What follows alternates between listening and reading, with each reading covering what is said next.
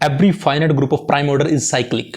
Theorem है, चलिए बात करते हैं। तो हमारे पास एक ग्रुप है बच्चों और उसका ऑर्डर क्या है, एक प्राइम नंबर है, तो वो ग्रुप क्या होगा, साइक्लिक होगा। तो मैंने ग्रुप ले लिया है जिसका नाम है जी, और एक मल्टीप्लिकेटिव ग्रुप का एग्जांपल लेके चल रहा हूं। तो ये ग्रुप है और इसका ऑर्डर है प्राइम नंबर।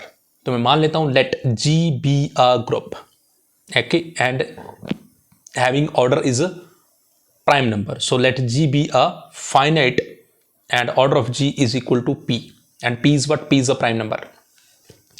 अब देखो प्राइम नंबर वी नो, और the second thing we also know that the smallest prime number is what, the smallest prime number is a 2. okay, तो चलिए बात करते हैं कि G contains at least 2 element, क्योंकि सबसे छोटा प्राइम नंबर कौन है, सबसे छोटा प्राइम नंबर है 2, तो it means G contains at least 2 element.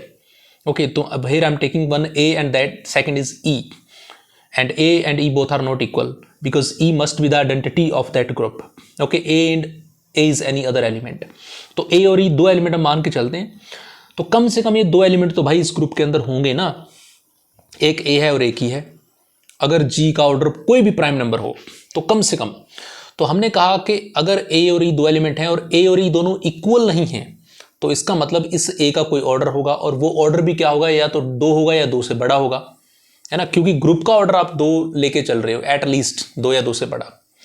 अब इस एलिमेंट का ऑर्डर या 2 है या 2 से बड़ा है, अभी आपने बोला, तो इसका मतलब इसका ऑर्डर कोई m हो सकता है ना, कोई भी m हो सकता है, 2 से बड़ा कुछ भी नंबर हो सकता है। अब मैं यहां पे ना इसके अंदर एक सब ग्रुप लेता हूं बच्चों। अब सब ग्रुप का नाम दे दो H। अब ये ग्रुप है, इसका ऑर्डर प्राइम है, इसके अंदर एक सब ग्रुप है, और ये जो A है ना उसके अंदर है, मान लेते हैं। अब अगर A इस H के अंदर है, ओके, तो इसका मतलब क्या होगा कि H is a cyclic group. I'm taking here one element that is A in H. Okay, और ये भी माना है हमने actually, let H be a cyclic group of G, और इसको जनरेट कौन कर रहा है, जनरेटेड बाय A।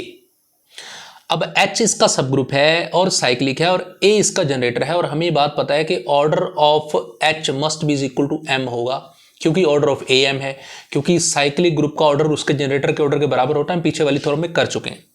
तो order of H must be is equal to M because we have taken order of A is equal to M। अब हमें ना एक बात और पता है कि जो सब ग्रुप का ऑर्डर होता है ना बच्चों, वो हमेशा ग्रुप के ऑर्डर को डिवाइड करता है। ये जानकारी सबको है, ये भी थ्योरम हम ऑलरेडी पीछे कर चुके हैं। द ऑर्डर ऑफ अ सब group must be divide two the order of a group.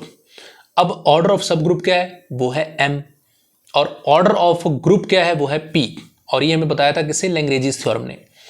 तो सब ग्रुप का ऑर्डर है M और ग्रुप का ऑर्डर क्या है P, तो इसका मतलब M जो है ना वो P को मस्ट बी डिवाइड करेगा, that must be divide two P। अब कोई M P को तब डिवाइड कर सकता है जब वो खुद प्राइम नंबर हो, क्यों, क्योंकि P एक प्राइम नंबर है, और प्राइम नंबर को डिवाइड करने वाला नंबर वही होगा खुद प्राइम नंबर, क्योंकि अदरवाइज तो और कोई डिवाइड नहीं कर सकता। तो इसका मतलब M और P क्या होंगे, इक्वल होंगे। Get your point.